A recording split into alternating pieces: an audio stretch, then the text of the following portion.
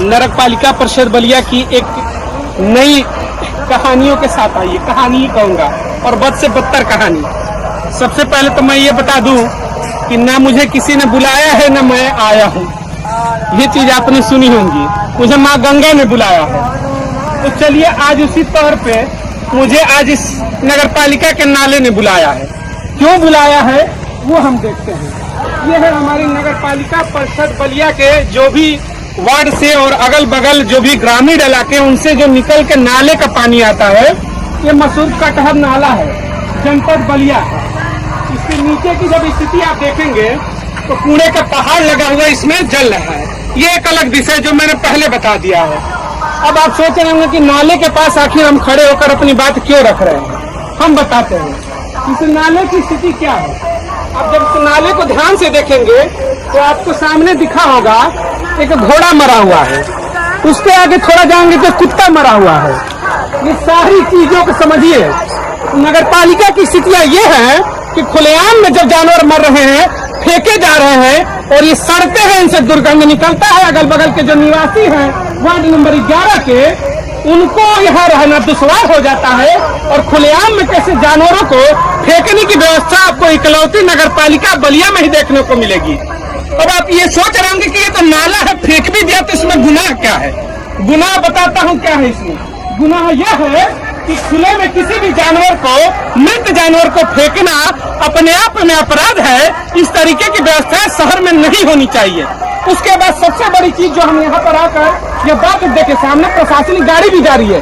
सारे के सारे प्रशासन से लेकर नेता तक आंखों पे काला चश्मा लगा लिए हैं, जिसके अंदर से केवल भ्रष्टाचार की खुशबू और पैसे दिखाई देते हैं। जनता की समस्याएं उनको दिखाई नहीं देती है। अब देखिए इस नाले की स्थिति क्या है कि जो नाला दिख रहा है इसकी गंदगी देखिए। और ये नाला सीधे होकर जब इसे आगे आप देखेंगे तो ये नाला सीधे माँ गंगा में जा करके समाहित हो जाता है।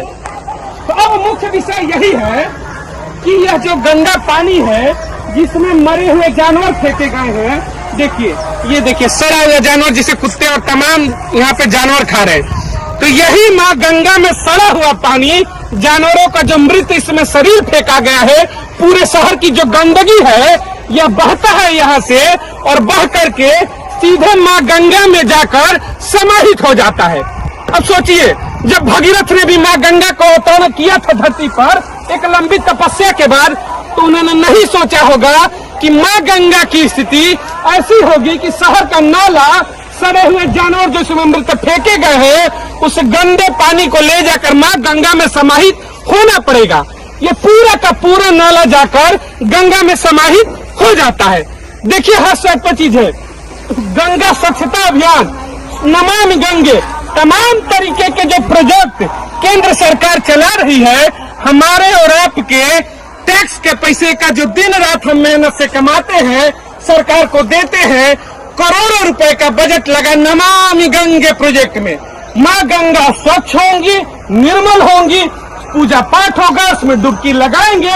अब सोचिए कि क्या आप इस गंदे नाले में डुबकी लगा के भोलेनाथ के दर्शन कर सकते हैं क्या?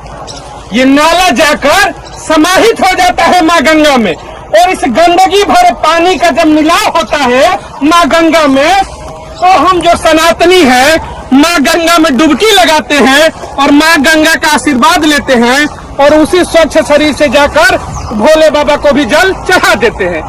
लेकिन समझिए जो जल आप भोले बाबा को चढ़ाते हैं, जो घर में ले जाकर जल पूजा और अर्चन करते हैं, जिसको छिड़क कर आप समझते हैं कि उसको जल से शुद्धि हो गई, मरने से पहले व्यक्ति के मुंह में माँ गंगा का जल डाला जाता है ताकि उसको मुक्ति मिल जाए।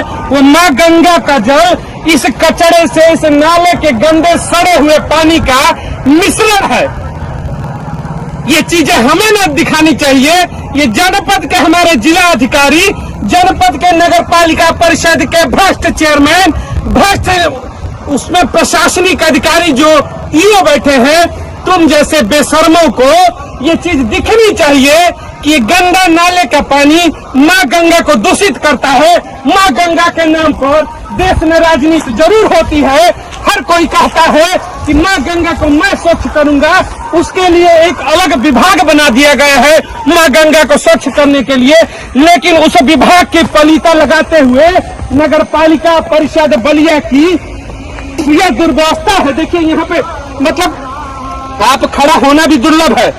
ऐसे गंदे पानी का इस्तेमाल क्या आप सोच के भी समझ सकते हैं कि ये आपके पूजा के घरों में जाता है? ये पानी, ये खुलेआम चुनौती है देश के प्रधानमंत्री माननीय नरेंद्र मोदी जी को, जिन्होंने नमामि गंगे का प्रोजेक्ट चालू किया, जिनकी इच्छा थी कि मां गंगा स्वच्छ हो जाए, उसमें पुनः पतित पावनी मां गंगा में श्रद्धालु जाए, स्नान करें।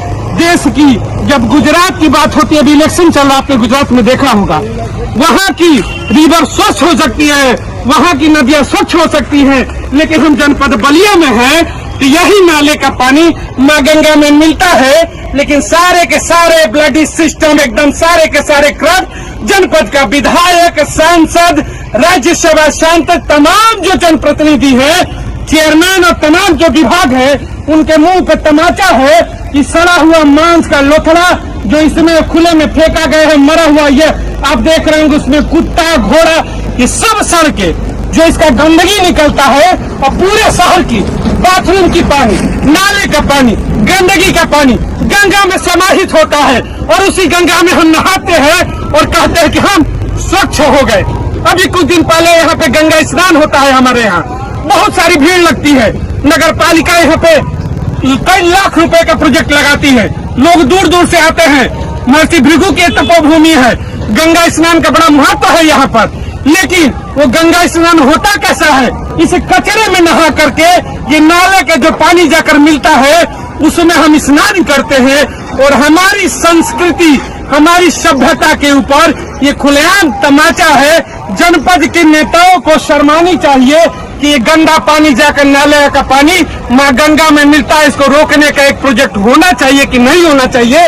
नगर पालिका का चुनाव आने वाला है, तमाम घोषणाएं होंगी, उन घोषणाओं में ये जरूर होना चाहिए कि मां गंगा को बचाने का कर्तव्य भी हमारा है, जिसके लिए एक अलग प्रकार से इन्होंने पूरा का पूरा एक संगठन ही नमामि गंगे का बना दिया, एक प्रोजेक्ट बना दिया है। लेकिन इस नाले को रोकने के लिए किसी भी जनप्रतिनिधि का ध्यान नहीं जाता है, तो आपका ध्यान जाना चाहिए। आपके पास अगर नगर पालिका परिषद बलिया का कोई प्रत्याशी आता है वोट मांगने के लिए कि मैं चुनाव लड़ा हूं अध्यक्ष का, तो उससे जरूर पूछिएगा। आपका वर्तमान विधायक मंत्री आपके पास आता है, आपका सांसद आता है, तो उससे जरूर पूछिएगा कि हमारी क्या गलती है कि इस नाले का पानी पीने को मां गंगा में हम मजबूर होते हैं। ये सवाल जरूर पूछना चाहिए, क्योंकि चुनाव आते हैं, चुनाव जाते हैं, लोग जीतते हैं, लेकिन हमारे और आपके जो जीवन का महत्वपूर्ण अंग है मां गंगा, उसमें इस तरीके के नाले का जाकर मिलना कितना बड़ा दुष्प्रचार है, यह सोचने का विषय जरूर है आपके पास।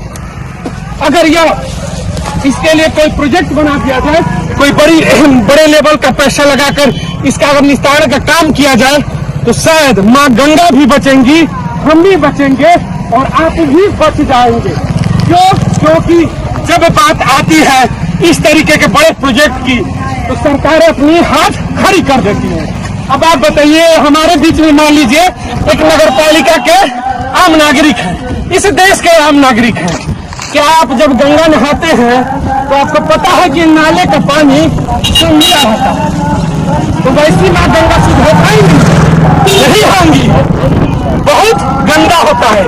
इसे मरे हुए देखिए जानवर फेंके गए हैं, ये सड़ा हुआ पानी जाता है मां गंगा के गोद में, और उसी से हम नहाते हैं। ये गलत है, हो बिल्कुल गलत। नेताओं को ध्यान देना चाहिए। ये देश की आम नागरिक है, टैक्स पेयर है। ये आज 80,000 70,000 की बाइक लिए हैं, 30,000 रुपया टैक्स लिया है आपने, और टैक्स इसलिए दिया जाता है कि आप हमारी धरोहर को संभाल के रखें, हमारी जो संस्कृति है उसको संभाल के रखें, जिसके लिए आपने करोड़ों रुपए आवंटित किए। उस मां गंगा को खुलेआम धूमित किया जा रहा है, उनको अशुद्ध किया जा रहा है, लेकिन आपकी नजरों पे जो काला चश्मा पड़ गया है भ्रष्टाचार का, उस चश्मे को निकालिए और देखिए कि आम जनता चाहती क्या है। आम जनता के विश्वास के साथ, आम जनता की जो संस्कृति है उसके साथ, उसका जो धर्म है उसके साथ खिलवाड़ करना बंद कर दीजिए। जब देश में एक आम इंसान के हक की बात होती है ना, तो जो फंडामेंटल राइट की हम बात करते हैं, उस फंडामेंटल राइट में ये भी है कि हम अपने धर्म को चुन सके, धर्म की पूजा पाठ कर सके, उसके हिसाब से अपना जीवन जी सके। ये हमारी स्वतंत्रता है, ये हमारा फंडामेंटल राइट है। तो क्या फंडामेंटल राइट का यहाँ पर हनन नहीं हो रहा है कि अगर मैं सनातन धर्म से हूँ, मैं हिंदू हूँ और मेरे लिए माँ गंगा पूजनीय है, जिससे हम कहते हैं कि हमारी मुक्ति मिलती है मरने के बाद, उस मुक्ति के स्थान पर अगर ये नाला जाकर मिलता है तो हमारे और आपका हक का हनन होता है कि नहीं होता है। देश के सर्वोच्च न्यायालय को भी इसमें जवाब तलब जरूर करना चाहिए। अगर देश में कहीं कानून जिंदा है तो उसे ये देखना चाहिए कि माँ गंगा में कैसे विषैले पदार्थ घुलाए जा रहे हैं, कैसे मिलाए जा रहे हैं, और जनपद के किसी भी अधिकारी को इसकी सुध लेने की उनके पास समय नहीं है, क्योंकि जो भ्रष्टाचार की अग्नि है ना, उनके अंदर इतने जल चुकी है, उन्हें ये चीजें दिखाई नहीं देंगी। वो यहाँ आते जरूर हैं, यहाँ से गुजरते जरूर हैं। ये देखिए, ये आपको हमें उत्तराखंड का सीन नहीं दिखाया जहाँ माँ गंगा अवतरित होती है। यहाँ से करप्शन की गंगा अवतरित होती है, जो भ्रष्टाचार की अग्नि है, देखिए किस तरीके से प्रवाहित हो रही है, और हमारे और आपकी माँ गंगा को दूषित कर रही है। देखिए भाई लोग चूहा लेके छोड़ने आ गए हैं, खैर ये अलग इनका विषय है, छोड़ते रहिए। लेकिन दिक्कत जरूर है कि माँ गंगा नहीं छोड़ी आप, उससे कोई दिक्कत नहीं है। जब यहाँ मरा हुआ घोड़ा है तो एक चूहा जिंदा क्या कर लेगा, वो तो कहीं न कहीं भाग जाएगा।